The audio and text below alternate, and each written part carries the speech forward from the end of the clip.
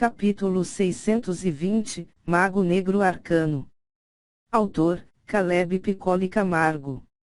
O Rancière se movia como se fosse a encarnação da morte, ceifando a vida e sugando todo o calor que existia na sala.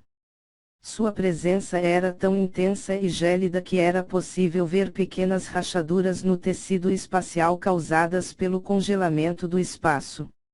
Dessa forma, o grupo rapidamente atingiu a próxima chama azul e ao pisarem nela, foram levados a um estranho local. O chão sob seus pés era de terra batida e haviam estranhas estacas cravadas de forma circular, algumas delas eram ossos gigantes, outras eram barras de metal ou madeira. No centro de cada uma haviam pequenos hólters com alguns pedaços de carne podre e outras partes de corpos humanos. O grupo começou a avançar calmamente, afinal, o lugar trazia uma sensação muito densa de morte. Apesar de Li Shang ter a centelha divina da morte com ele, o seu foco não era nela, afinal, ele não treinava a lei referente a este poder e no momento não o desejava. Sendo assim, quem realmente entendeu o que acontecia era Mingia. Espíritos, murmurou ela com alguma surpresa. Todos. Sim, quando entramos aqui o livro dos espíritos ficou inquieto e é como se milhões, talvez bilhões de seres vivos tivessem perdido suas vidas neste lugar. Mingia. Mas esse lugar nunca foi pisado antes, somos os primeiros aqui, não, Famei. Não necessariamente. Se lembra dos vários diferentes tipos de terrenos. Quando nós pensávamos que eram apenas representações do tipo de inimigo que nos esperava, Li Shang. Famei. Então, estávamos errados. Não é o tipo de inimigo, mas uma representação do que ele fez, dos lugares que conquistou, das almas que matou, torturou e por aí vai, Li Shang. Isto abriu os olhos de Famei, afinal, isto fazia todo o sentido. Espera, quer dizer que os espíritos são feitos apenas de mana, Li Kun? Não? Eles são reais, são espíritos distorcidos, cheios de ódio e vingança, Mingia. Nesse instante, o ser dourado apareceu, ele era uma pequena representação sua e estava sentado no ombro direito de Li Shang, como se curtisse o passeio. A criadora lhes disse certo.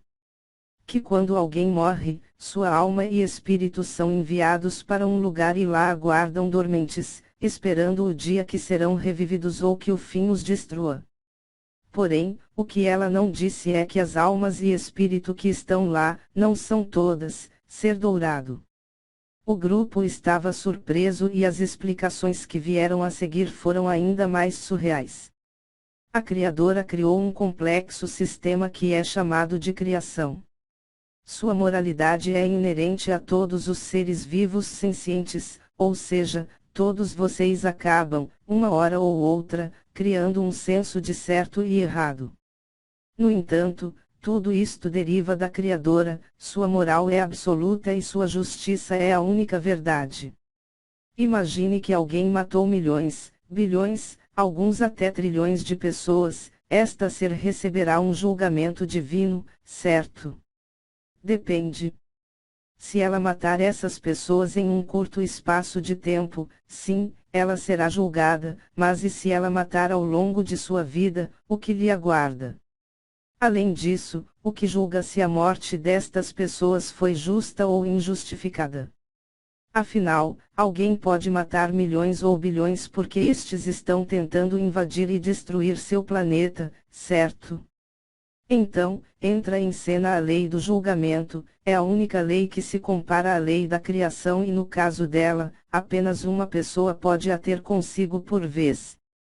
De qualquer forma, essa lei do julgamento é como uma fração do poder da Criadora, carregado com sua moral e que fica constantemente, até o fim dos tempos, escaneando toda a realidade em busca de discrepâncias na criação. Vocês são discrepâncias ambulantes, o que impediu vocês de morrerem, por um bom tempo, fui eu, mas agora é Li Shang controlando as leis e a própria criadora que gostou do seu grupo. De qualquer forma, se alguém morre, mas viveu cometendo crimes hediondos, feriu, maltratou e apenas trouxe caos e tristeza, o seu espírito e alma serão despedaçados, os fragmentos serão dispersos e arremessados no vácuo eterno onde o fim tudo traga e destrói. Sendo assim, todos que cometeram graves crimes contra a vida ou contra os critérios da Criadora, deixam de existir e essas almas, jamais serão recuperadas. Entretanto, na Primeira Era, muitos demônios se especializaram em magia negra, sendo conhecidos como necromantes. Eles eram conhecidos por usarem cadáveres e esqueletos como suas armas, os usando como marionetes. Contudo, tais necromantes eram pífios perto da verdadeira magia negra, a qual manipulava o próprio ciclo de vida e morte. Era uma habilidade terrível, usada nos campos de guerra. Os demônios conquistaram centenas de milhares de dimensões com estas táticas. Quando alguém morria, os magos negros demoníacos enviavam ondas de suas puldarussas mádias e impediam que a alma e o espírito fossem reconhecidos como mortos pelo tecido da realidade. Sendo assim, as leis do julgamento não podiam destruir as más e colocar em sono profundo as boas. Isso gerava um campo repleto de almas e espíritos perdidos. Os maus eram imediatamente tomados por uma sede de vingança e ódio, enquanto os bons eram lentamente sugados pelos maus que os usavam para se fortalecer. Por causa disto, o primeiro deus dragão colocou seu exército intensivamente atrás destes magos negros, tentando os erradicar por ferirem diretamente os ideais da Criadora. Porém, o conhecimento foi passado de forma secreta, geração após geração. E apesar de hoje os necromantes serem apenas uma sombra do que já foram, alguns monstros ocultos nas profundezas, esquecidos nas fendas do tecido da realidade, se esgueiram, esperando o instante em que poderão libertar-se e trazer suas garras e presas no pescoço da vida e da morte. Quando novamente desafiaram a própria criação e lutaram contra a lei do julgamento, esses são os verdadeiros necromantes, os maiores magos negros. Ao fim destas palavras, o ser dourado simplesmente desapareceu, deixando um grupo calado e surpreso para trás. Este local era a representação de um campo de batalha onde o demônio do qual a essência foi usada para dar vida a este local, participou de forma intensiva.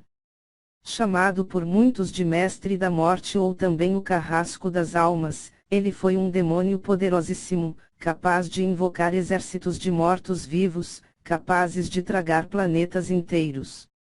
Dizem que seu exército de almas já foi capaz de ceifar milhões de vidas em um piscar de olhos apenas por passarem perto de um planeta, já que almas e espíritos perdidos sugam toda a vitalidade ao seu redor. Ele era conhecido como Ani, o Mago Negro Arcano.